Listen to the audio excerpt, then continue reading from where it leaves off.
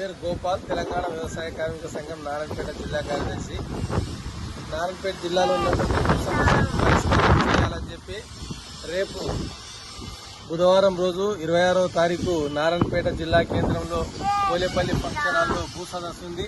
ఇటు భూ సదస్సుకు స్థానిక ఎమ్మెల్యే శ్రీమతి పర్ణికారెడ్డి గారు, అదేవిధంగా మాజీ డిసిసి జిల్లా అధ్యక్షుడు శ్రీ కుమ్మం శివకుమార్ రెడ్డి గారు, తెలంగాణ వ్యవసాయ కార్మిక సంఘం రాష్ట్ర ప్రధాన కార్యదర్శి ఆర్ వెంకటరాములు ఈ సదస్సులో పాల్గొంటున్నారు. ఈ జిల్లాలో ముఖ్యంగా మరికల్ మండలం కేంద్రంలో 155 ఎకరాల భూమిని దాదాపు 80 మంది రైతులు పట్టా ఉండి సాగు చేసుకుంటున్నటువంటి భూములను గత ప్రభుత్వం దౌర్జన్యంగా లాక్కోవాలని చూస్తే రైతులంతా కూడా ఐకమత్యంగా నిలబడి భూములు సాధించుకోవడం జరిగింది.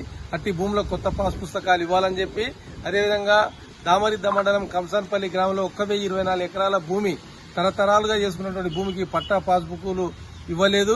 గత ప్రభుత్వం ఆ భూమిని పరిశ్రమల పేరుతో లాక్కోవాలని చూస్తే వాళ్ళంతా కూడా ఐకమత్యంగా ఉండి భూమిని సాధించుకోవడం జరిగింది. ఇంకా జిల్లాలో అనేక గ్రామాల్లో కన్మనూరు కానీ, కొల్లంపల్లి, లింగంపల్లి, అదేవిధంగా దామరిద్ద మండలం గత్ప, పిడెంపల్లి, లేదు గుడెబల్లూరు, నారాయణపేట మండలం లోకపల్లి, ఇట్లాంటి గ్రామాల్లో పేదలు సాగు చేసుకుంటున్నటువంటి భూములకు పట్టాలు రావడం లేదు. వీటందరికీ కూడా వెంటనే పట్టాలు ఇచ్చి పాస్ పుస్తకాలు ఇవ్వాలని చెప్పి రేపు నారాయణపేట జిల్లా కేంద్రంలో జరిగే ఈ యొక్క భూ సదస్సును జయప్రదం చేయాలని చెప్పి కోరుతా ఉన్నాం.